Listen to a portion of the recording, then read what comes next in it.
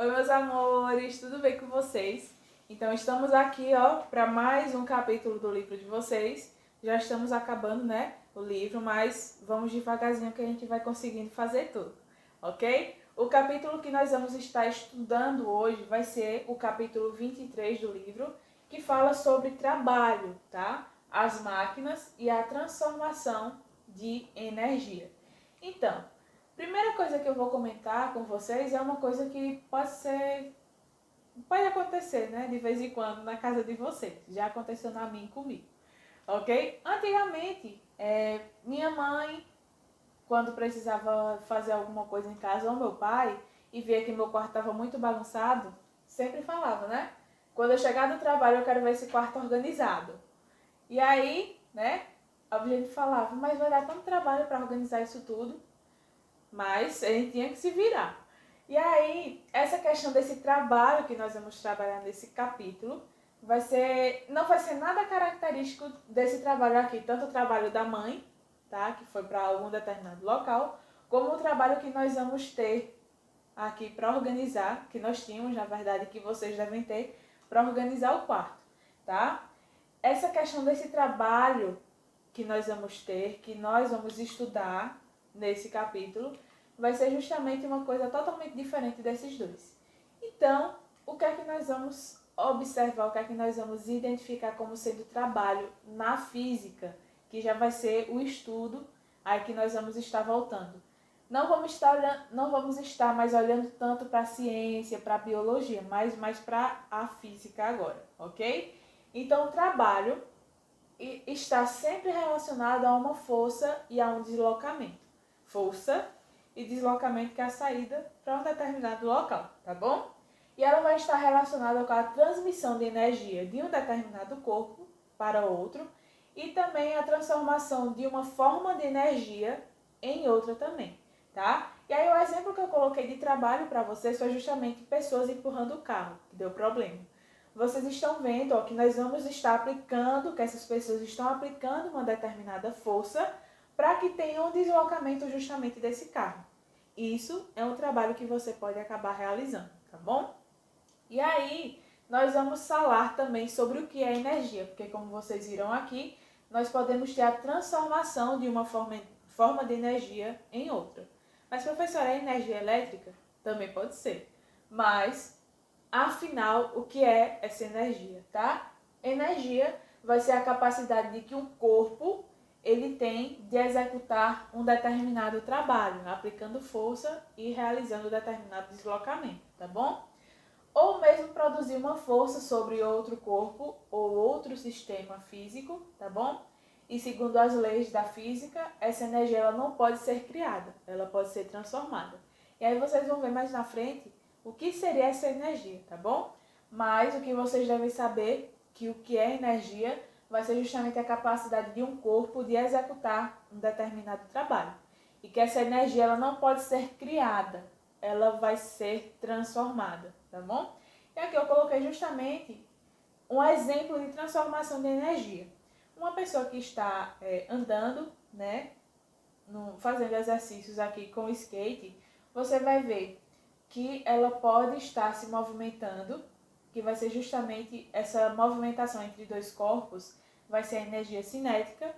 E aqui quando você dá um impulso, você vai ter aí uma energia potencial. Então, ó, você vai ter a transformação de energia potencial em energia cinética. Isso daqui é um tipo de energia, dois tipos de energia que vocês estão observando que pode se transformar em uma pode se transformar na outra, tá bom? E aí nós vamos ver aqui a questão de força e deslocamento. Vou dar dois exemplos para vocês. Primeiro, se vocês estiverem levando uma coisa muito pesada, se vocês estiverem com uma coisa muito pesada nos braços e estiverem parados, vocês podem sentir o peso, né? Vão estar lá sentindo o peso do quanto é pesado aquilo que vocês estão carregando. Mas na física, vocês não vão estar realizando nenhum deslocamento. E quando não realizam deslocamento, quando vocês não saem do lugar, vocês não realizam trabalho. Então, já pense, tá? Se vocês estão parados em um local, sem movimentar, sem fazer nenhum tipo de deslocamento, vocês não realizam trabalho. Por quê? Porque o trabalho na física, ele precisa de movimentação, de deslocamento para você realizar esse trabalho, tá bom?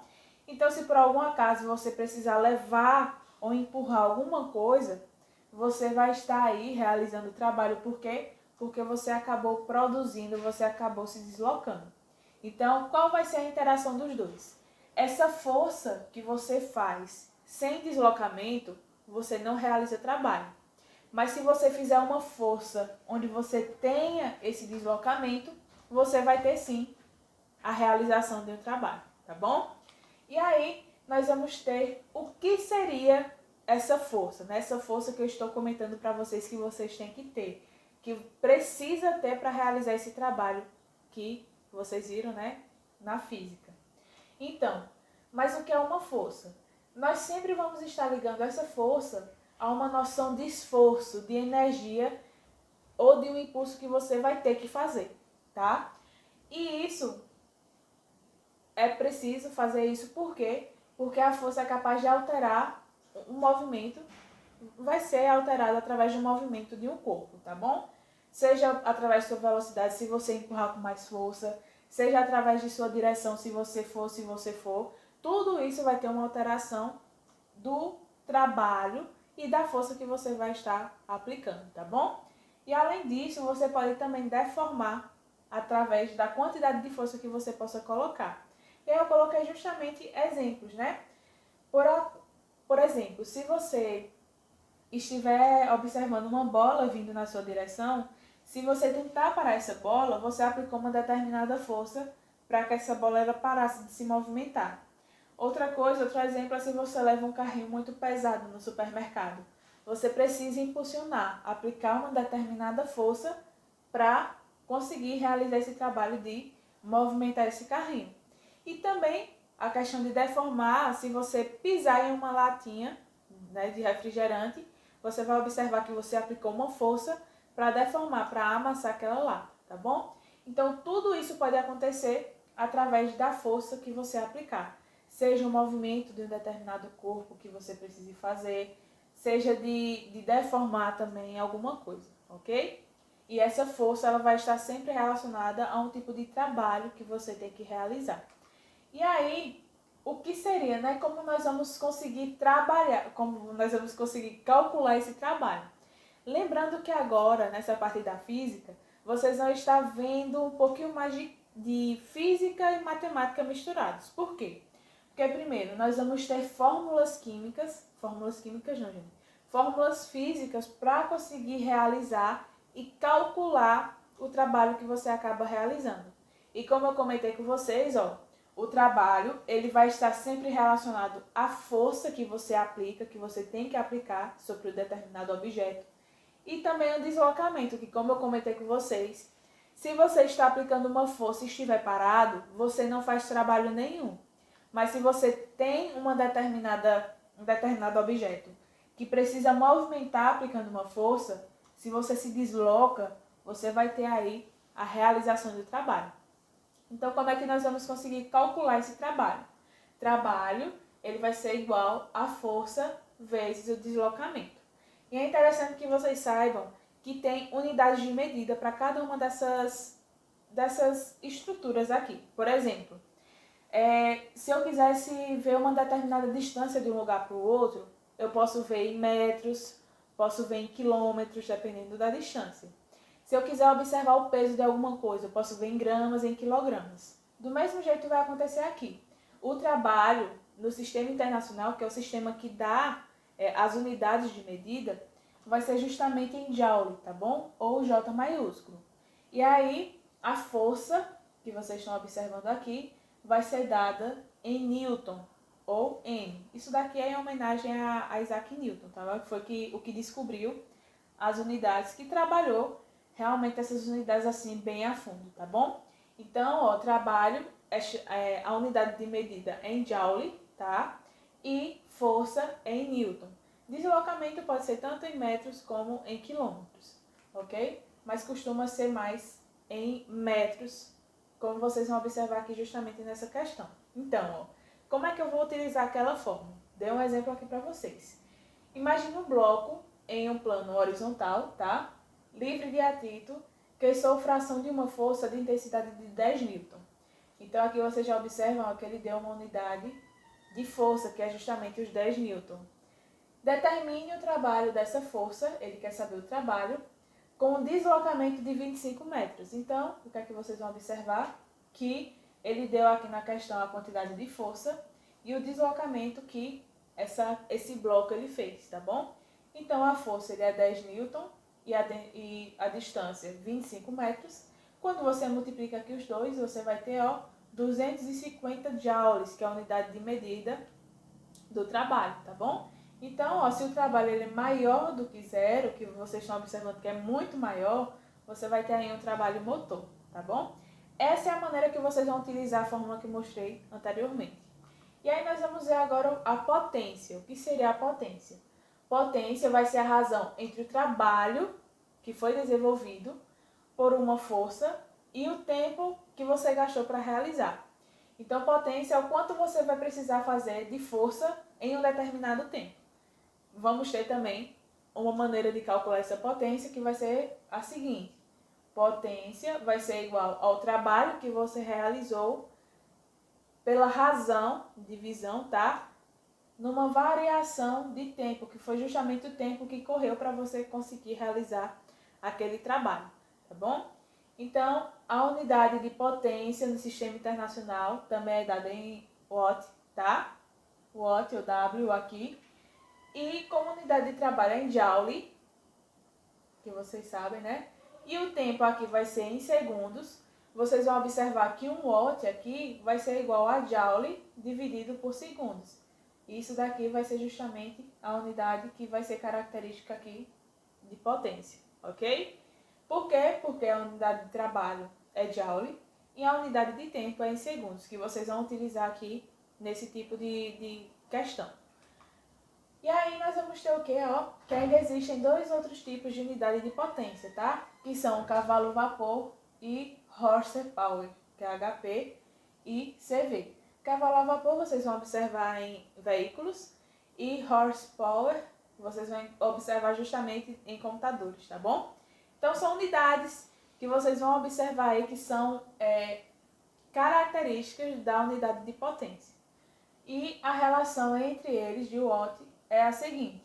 Aqui vocês vão estar observando que ó, um CV, que é cavalo-vapor, vai ser igual a aproximadamente 735 watts e um HP vai ser aproximadamente 746 watts. Isso aqui eu estou mostrando por quê? Porque dependendo da questão, ele pode dar, por exemplo, a unidade de cavalo a vapor e peça que você dê a resposta em watt. Então você vai ter que fazer uma transformação para conseguir realizar aí justamente esse cálculo. Isso vai depender, isso daqui são características que vocês têm que saber, informações que vocês têm que saber para realizar as questões, tá bom? E aí costuma-se registrar a potência em kilowatt, tá? Podemos ver isso na conta de energia elétrica da nossa casa.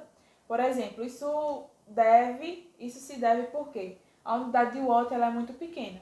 Então, para aumentar, para você observar essa potência, foi transformada em kilowatt que você tem que multiplicar por 1000, tá bom? Então, ó, 1 kilowatt vai ser igual a 1000 watts. Por isso que vocês vão observar justamente essa quantidade aqui em kilowatt na conta de energia elétrica da casa de vocês, ok? E aí nós vamos ter a energia. Energia é a capacidade que um corpo tem de realizar trabalho, tá? E o termo trabalho pode ser considerado como resultado da aplicação de algum tipo de energia sobre um determinado corpo que provoque sua modificação e seu deslocamento. Aqui o que é que vocês vão observar? A capacidade de um corpo de realizar um trabalho. E nós vamos ter vários tipos de energia que vocês já conhecem, já têm conhecimento daqui, que vão acabar acontecendo através de algumas características. Por exemplo, energia cinética você vai ter, que vai ser justamente o processo, o movimento entre corpos, tá? O exemplo que eu coloquei aqui foi justamente pessoas jogando bola.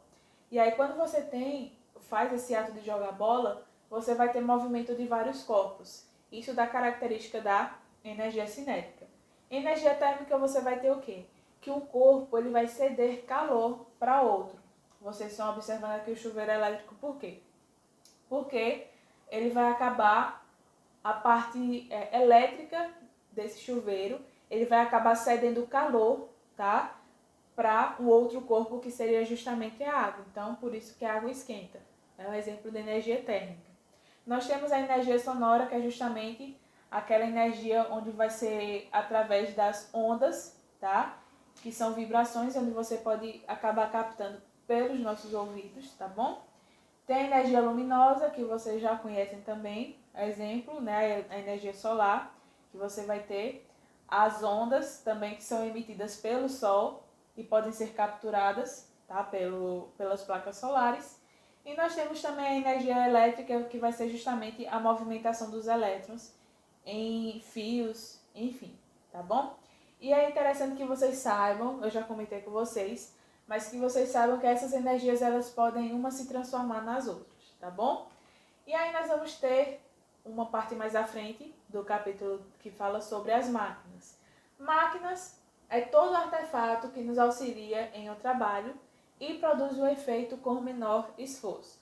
Então, aqui eu coloquei justamente alguns exemplos, onde vocês vão observar que muitos deles nos auxiliam quando nós temos dificuldade de abrir ou de tentar apertar ou folgar alguma coisa, e eles nos auxiliam justamente a fazer menos esforço. E é justamente isso, são as máquinas que nos permitem realizar algum trabalho sem muito esforço, ok? E aí, para levantar e mover grandes pesos, acima da capacidade muscular humana, como eu comentei com vocês, né, sem fazer muito esforço físico, o homem inventou justamente uma série de ferramentas que facilitariam a sua ação. E aí essas ferramentas elas são chamadas de máquinas simples. E aí nós temos, né, alicate, nós temos as chaves, temos também abridores de vinho, de garrafas de vinho, né, por exemplo, e vários outros. E aí nessas máquinas simples nós vamos ter classificações, tá? Elas podem ser classificadas de 3 maneiras, por certos critérios, na verdade. Nós temos a roldana, o plano inclinado e a alavanca, que pode ser interfixa, interresistente e interpotente. Isso eu vou explicar para vocês a diferença de cada uma, tá bom? Primeiro vai ser a roldana, que ela é constituída, na verdade, por uma roda, tá? E essa roda ela vai ter um sulco, é como se fosse uma entrada, que através dela nós vamos conseguir passar uma corda. Em qualquer uma dessas daqui, tá? Nós vamos ter uma roda que nós vamos ter o sulco onde vai passar essa corda, tá? Ou cabo de aço, enfim, vai depender. E ela é presa em um eixo e ela acaba girando em torno dele. Nós temos aqui o eixo, justamente, tá? Da roldana aqui, onde ela acaba girando em torno dele para facilitar o trabalho. E aí, dessas roldanas, nós temos a roldana fixa e a roldana móvel. Qual a diferença das duas? A fixa nós temos que permite mudar a direção da força, tá? Sem, entretanto, alterar a força potente que temos que realizar para realizar a função. Então, o que é que significa? Nós podemos mudar a direção da força, mas a intensidade que nós temos que fazer para puxar determinada coisa vai ser a mesma. Diferente da roldana móvel, que permite reduzir a força pela metade. Vocês vão observar, ó, que nós vamos ter mais de uma roldana. E por conta disso daqui, a força que nós temos que aplicar para levantar ou transportar determinada coisa vai ser diminuída pela metade. Tá? Aí vocês já observam o trabalho, como vai ser mais leve, mais tranquilo, tá bom? E quanto mais roldanas dessa daqui nós tivermos, menor vai ser o trabalho que nós vamos realizar. Por quê? Porque ele acaba diminuindo justamente a força que nós precisamos aplicar, tá bom? E aí nós vamos ter a chamada talha exponencial, que é justamente essa característica de quanto mais roldanas você tiver, menor vai ser o peso que você vai precisar, menor vai ser a força que você vai precisar colocar. Por exemplo, aqui a força que você vai colocar tem que ser igual ao peso que você quer levantar. Se você já coloca 2 roldanas, que já vai ser uma característica de roldano móvel, você vai ter que colocar uma força pela metade. Então, o peso você precisa só colocar metade da força. Se você coloca 3 roldanas, aqui você já tem que pegar menos peso ainda. Força vai ser igual a peso dividido por 4. E se você colocar mais ainda, você vai ter que dividir esse peso por 8. Então, como eu comentei com vocês, quanto maior a quantidade de roldanas que você tiver, menor vai ser a força que você vai ter que colocar para levantar o determinado peso, ok? E aí essa talha exponencial chama-se vantagem mecânica da talha, tá bom? Onde você vai ter o quê? A relação entre a força que você vai ter que colocar, que é justamente o peso, a força, e a força motriz, que é a que você vai precisar aplicar para conseguir levantar determinado material, tá bom? E aí nós vamos partir agora para o plano inclinado. O plano inclinado é utilizado para diminuir a força necessária para elevar um corpo com o aumento da distância a ser percorrida. Por exemplo, se você estivesse fazendo uma mudança e tivesse que colocar as coisas no caminhão alto, o trabalho que você acha que estaria fazendo é levantando os móveis eletrodomésticos até em cima, seria menor do que o que você estaria fazendo se você estivesse empurrando um material por uma rampa. Na física, se confirma que você vai realizar menos trabalho quando você utiliza justamente esse plano inclinado. E é interessante falar também sobre as estradas em formato de caracol, tá? Ou zigue-zague. Isso daqui vocês vão observar por quê? Quando você tem essa característica aqui de caracol, que não tem muito, né? Mas enfim, você vai ter um menor trabalho, você vai realizar um menor trabalho para conseguir percorrer todo esse caminho. Imaginem aí, se vocês estão subindo dessa maneira, mas se por algum acaso você tivesse somente uma estrada subindo essa rampa aqui todinha, o trabalho que seu carro ou sua moto teria que acabar realizando para conseguir subir se fosse de maneira reta, tá? Então observem aí essa característica de plano inclinado e que vocês podem observar aqui também nesse tipo de estrada, são características para você diminuir o trabalho que você tem que realizar, diminuir a força que você tem que aplicar para realizar esse trabalho, ok? E aí, nós temos agora as alavancas. As alavancas são objetos rígidos que apoiam sobre um determinado ponto, tá? E se movem sobre ele, permitindo a movimentação de algum objeto pesado. E aí ela pode ser composta ela é composta, na verdade, por 3 elementos. O ponto fixo, tá? Que é justamente por onde ela vai girar, por onde ela vai se movimentar. A força potente, que é aquela exercida sobre a alavanca para mover ou sustentar o objeto. Então é a força que você aplica no lado oposto para levantar algum objeto. E nós temos a força resistente, que é aquela que o objeto a ser movido exerce sobre a alavanca. Ela tem o peso, e por ter esse peso, ela vai gerar uma força resistente. É como se ela resistisse à força que vai ser aplicada, tá bom? Então, ó, ponto fixo, força potente, que é a que nós aplicamos sobre uma alavanca, e a força resistente, que é a que o objeto ela acaba realizando, tá bom? E aí nós vamos ter a alavanca interfixa, que é a primeira que eu comentei com vocês, né, que vai ter, que ela é também conhecida como alavanca de primeira ordem. Qual vai ser a característica? Ela vai ser constituída de uma haste rígida, tá? Que se apoia no ponto fixo, como vocês viram, podendo girar ao redor desse ponto. Então aqui eu coloquei justamente características dessa alavanca interfixa. Nós temos a tesoura, ela vai estar aqui, ó, vai ter uma haste rígida que se apoia no ponto fixo. O ponto fixo da tesoura é aqui, o ponto fixo da balança é aqui, o ponto fixo das gangorras é justamente aqui, tá bom? E ela vai fazer essa movimentação aqui através dessas características que a alavanca interfixa vai ter. Então, ó, a alavanca interfixa em relação ao ponto de apoio, você vai ter que a alavanca ela vai se dividir em 2 partes, tá? Que vão ser justamente os braços. Braços aqui, ó. Braços aqui e braços aqui. E aí o que é que você vai observar? Você vai ter o ponto fixo, tá? O ponto de apoio. Vai ter o braço de potência, que vai aplicar a força potente.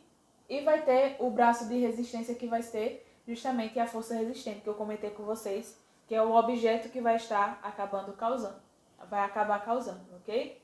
Então, ó, nós vamos ter aqui a resistência, tá? A força resistente e aqui a força que nós vamos precisar aplicar. Isso vai acontecer em todos os tipos aqui de alavancas. Nós vamos ter também a alavanca interresistente, que ela também é conhecida como alavanca de segunda ordem. E a força resistente, ela é aplicada entre o ponto de apoio e o ponto onde se aplica a força potente. E aí vocês vão observar, ó, nós temos o ponto de apoio e a força resistente, a força que o objeto ele acaba aplicando, vai estar entre o ponto de apoio e o ponto onde nós vamos aplicar a força potente, que é o que nós temos que aplicar. Então, ó, ponto de apoio, a força resistente, que é o que o objeto aplica, e a força potente, que é o que nós temos que acabar aplicando para quebrar determinada coisa, tá? Aqui também, do mesmo jeito, o carrinho de mão, nós vamos ter que aplicar a força potente, tá? Que é a força que nós aplicamos, para que o material que vai estar aplicando a força resistente em um determinado eixo, que vai ser justamente o da roda, no caso do carrinho de mão, tá? Do mesmo jeito também o abridor de garrafa, tá? Nós temos, ó, aqui no meio a força resistente, que é o que nós vamos ter, que o objeto vai estar aplicando, tá? Então nós precisamos disso daqui para conseguir abrir a lata, a garrafa. A força potente que nós vamos aplicar e aqui o ponto de apoio, tá? Então ela sempre vai ficar no meio. A força resistente, que é o que o objeto aplica, vai estar sempre no meio de cada um desses objetos da alavanca, tá bom? E por último tem a alavanca interpotente, que nós vamos ter, que também é conhecida como alavanca de terceira ordem. E a força potente, que é a que nós vamos aplicar, ela é aplicada entre o ponto de apoio, tá? E o ponto onde se encontra a força resistente. Então, ó, nós vamos ter o ponto de apoio aqui, e a força potente ela vai ser aplicada entre o ponto de apoio e a força resistente. Força resistente vai ser justamente o que o objeto ele vai acabar causando, tá bom? Então, ó, vocês vão observar que no caso da interpotente, você vai ter a força aplicada no meio. Lembre, nós vamos ter aqui, ó, a tesoura, que é no caso da interfixa, que nós vamos ter o ponto de apoio no meio, entre a força potente e a força da resistência que o material, que o objeto ele vai estar fazendo. No caso da interresistente, a força de resistência que vai estar no meio. Ó, nós vamos ter o ponto de apoio e a força potente que nós temos que aplicar. E por último, nós temos aqui a interpotente, que nós temos que aplicar a força, no meio, que vai estar entre o ponto de apoio e aqui a força de resistência. Essa é a diferenciação entre cada uma dessas alavancas, ok? E aí nós vamos ter momento de força. Momento de força, nós vamos observar que o quê? Quanto maior for o braço de potência, observem aqui, ó, quanto maior for o braço de potência, menor vai ser o trabalho e maior vai ser a vantagem da alavanca. Então, quanto maior o braço, menor o trabalho você vai ter que realizar para conseguir movimentar determinado corpo, tá bom? Quanto maior o braço de potência, que é o que nós temos que realizar a determinada força, menor vai ser o trabalho que você vai ter que aplicar sobre o material, sobre o objeto, tá bom? Então, o momento de força atuam dois momentos opostos da força. Vocês sabem que tem a força potente, que é o que nós realizamos, contra o da força resistente, que é o que o objeto ele acaba realizando, tá bom? Então, vão ter dois momentos diferentes, onde esse momento de força ele vai estar agindo. E o produto de uma força pelo braço respectivo da alavanca, tá? Então, a primeira coisa, o que vocês têm que saber disso daqui é o quê? Que quanto maior a potência, quanto maior for o braço que nós precisamos aplicar uma determinada força, menor vai ser o trabalho que você vai ter para quebrar, por exemplo, as nozes que vocês observaram. Então, lembrem, quanto maior o braço de potência que nós vamos ter, maior vai ser a potência, maior vai ser a vantagem de uma determinada alavanca, ok? E aí nós vamos ter aqui como calcular justamente esse momento de força que vocês vão observar em qualquer tipo de alavanca que tiver, ok? Para que haja equilíbrio entre a força potente e a resistente, é necessário que o produto P, tá? Que é justamente a força potente, por BP, que é o braço de potência, seja igual ao produto R, que é a força resistente, por BR, que é o braço de resistência. Lembrem, força potente é o que nós estamos realizando. E resistência, o braço resistente, vai ser o que o objeto ele vai acabar causando sobre a nossa ação. E para que haja justamente a quebra desse material ou de movimentação de alguma coisa, eles têm que estar em equilíbrio. Por isso que aqui na fórmula deles, o igual tem que ser entre o do potente com o do resistente, tá bom? Então, como vocês já viram, né? Ó, P vezes BP é igual a força que você coloca vezes o braço de potência, o tamanho, tá? É igual a força resistente, que é a força que o objeto ele exerce, vezes o braço de resistência, que é o tamanho do braço que você vai ter até chegar àquele objeto, tá bom? E é interessante que a massa da barra tem que ser desprezível para você realizar qualquer tipo de exercício, de questão, tá? E aí eu coloquei justamente uma questão para que vocês pudessem observar como que vai ser feito, tá? Ó, suponha que seja usada uma alavanca, como alavanca uma barra de 1,2 metros de comprimento. Isso daqui, ó, vai ser justamente característica do braço de potência, tá? O braço de potência, BP, vai ser justamente esse 1,2 metros. E aí fala o seguinte, né? Com seu ponto de apoio na extremidade. Qual é o peso que, colocado a uma distância de 30 centímetros do ponto de apoio, esse daqui vai ser justamente o que caracteriza, ó, o braço de resistência, que é até chegar ao objeto, tá?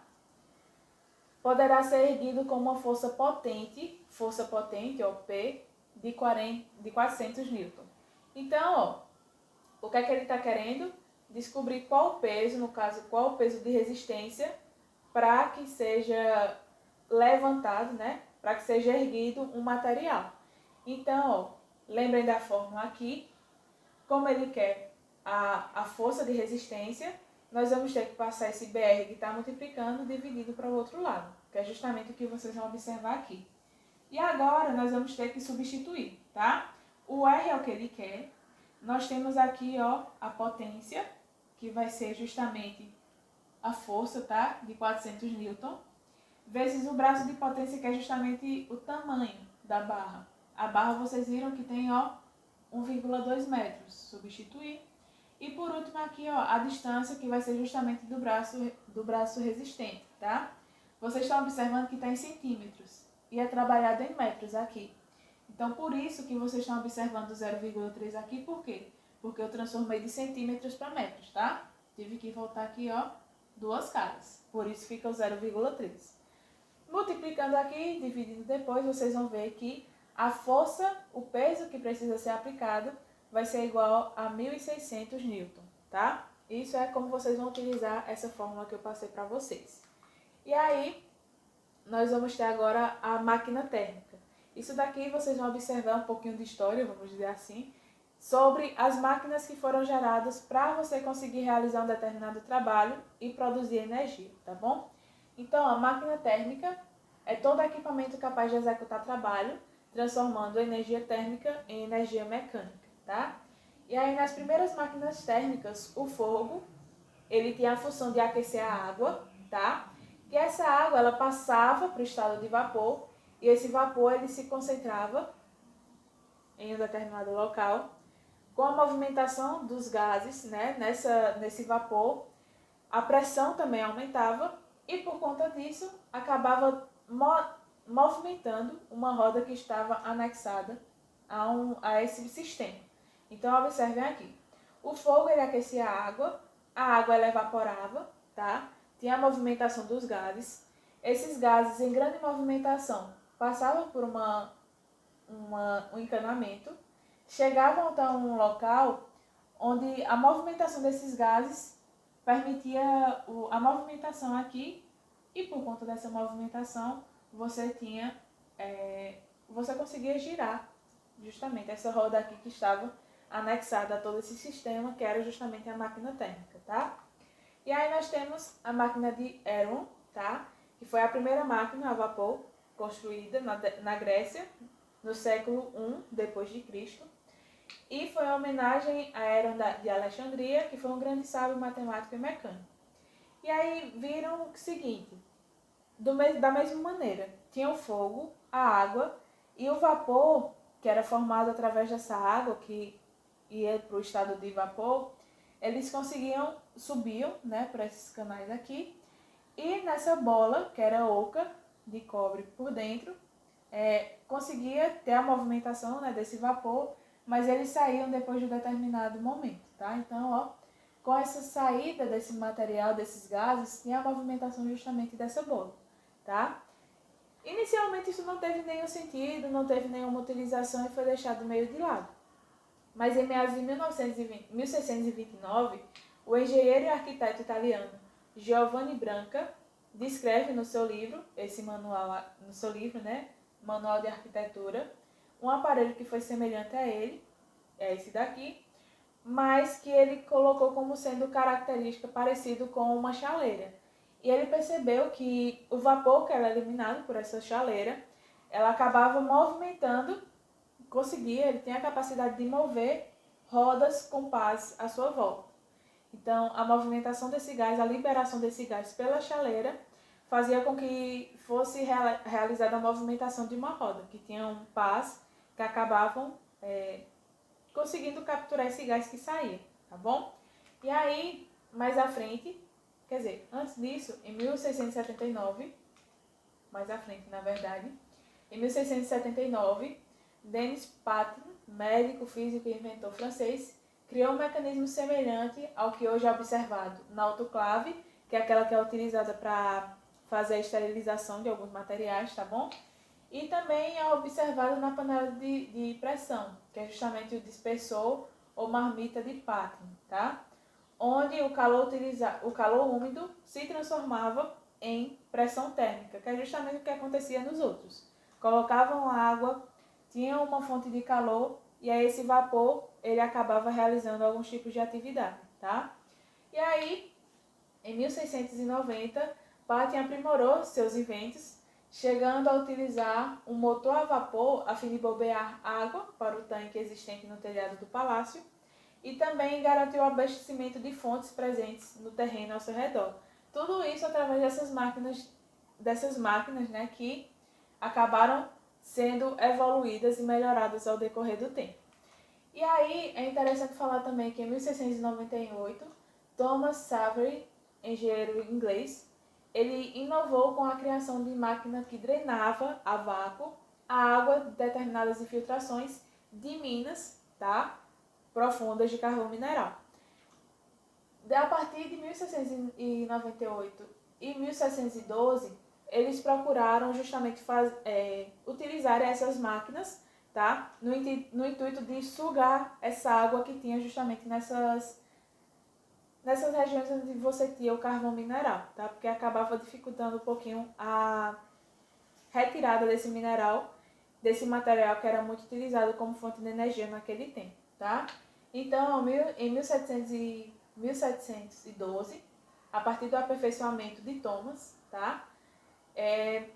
Confeccionou outra máquina que era mais segura contra explosões que poderiam acontecer, né, por conta da grande pressão que tinha. E também drenou a água do interior de minas de carvão, com capacidade também de elevar cargas diversas. Então, observe, além de conseguir retirar a água que tinha nessas regiões, né, que tinham carvão mineral, eles conseguiam também elevar determinados pesos, por exemplo, de carvão para a superfície, tá? Então, observem a utilização dessas máquinas que elas acabavam sendo aperfeiçoadas e utilizadas em uma grande escala agora, tá? E uma coisa que foi muito importante, que acabou pegando muito, foi justamente o alto consumo de combustíveis, nesse momento aqui, tá? E a partir disso, o que é que foi feito, né? Em 1765, James Watt, matemático, engenheiro e inventor escocês, foi fabricante também de instrumentos de medida. Ele aperfeiçoou o motor a vapor, tá? E acabou fazendo com que a utilização do carvão para essas máquinas fosse diminuído em até 3 vezes, por conta justamente desse alto consumo de combustíveis. E aí, essas máquinas a vapor foram responsáveis por transformações econômicas, que vocês sabem que foi justamente no tempo, né, da Revolução Industrial. E aqui está justamente a representação da máquina que foi feita justamente por James Watt. Nós tínhamos aqui o local, a fornalha, tinha a água, o vapor, onde era movimentado novamente aqui, e tinha a movimentação da roda que era utilizada em alguma atividade, tá? E aí é interessante falar também que essas máquinas iniciais, até a anterior que eu comentei com vocês, elas eram fixas. Depois disso, em 1804, eles tiveram a ideia de produzir máquinas térmicas para o deslocamento.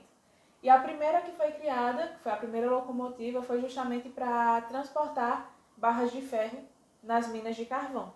Tá? Então, essa daqui foi a representação, né, justamente da primeira locomotiva, que tinha todo esse material aqui, mas que agora a diferença é que elas conseguiam se movimentar e acabar levando materiais para qualquer lugar, tá bom? E aí tem também aqui falando sobre o motor a vapor, que inicialmente não era utilizado em automóveis, né? Mas que depois que começaram a utilizar aqui para o deslocamento, voltaram para a ideia, né, justamente de colocarem em automóveis. E depois disso, hoje, nós ainda encontramos a utilização, né, mais aperfeiçoada, na verdade, da utilização desses tipos de motores mais em termoelétricas.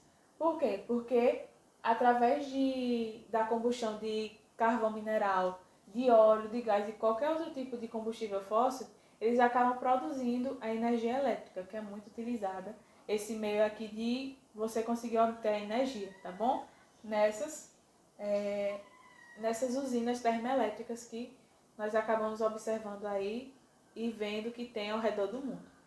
E aí, nós temos aqui um pouquinho sobre a história, né, dos combustíveis, que primeiro, o inicialmente utilizado foi justamente a madeira, tá?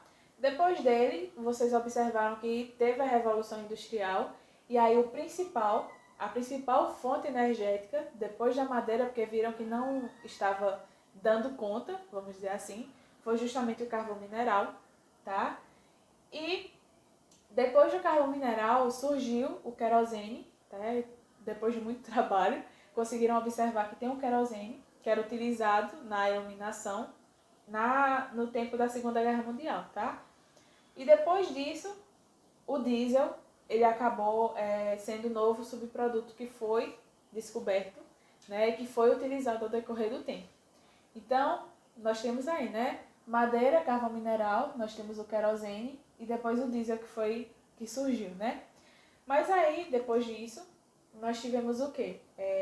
Na década de 1940, nós tivemos vários estudos e foi descoberto que através da energia nuclear, das transformações que aconteciam, né, em átomos de alguns elementos químicos, vocês conseguiam obter a energia elétrica, tá?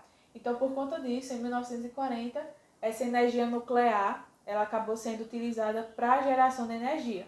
Mas com muito medo, por quê? Porque acabou que esse meio de você conseguir obter energia era muito perigoso. E vocês têm como exemplo até o acidente que teve em Chernobyl, né?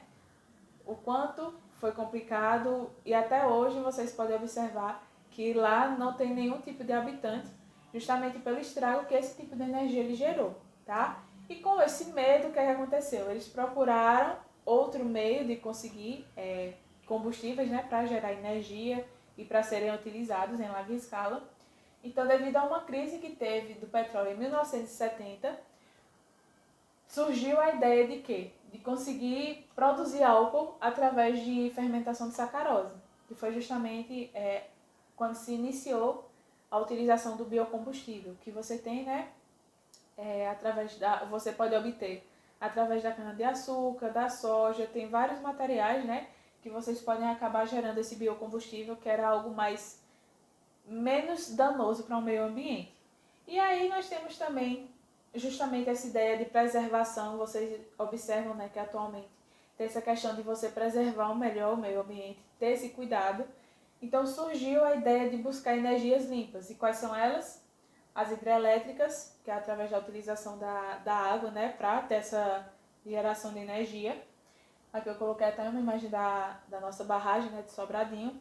E também tem as placas de energia solar e também a energia eólica, que são energias limpas que acabam conseguindo produzir energia elétrica também, tá bom? Sempre nesse intuito agora de preocupação em preservar o meio ambiente, ok? Então a aula de hoje foi isso. Espero que vocês tenham gostado do conteúdo e qualquer coisa é só falar comigo, tá bom? Um beijo, até a próxima aula!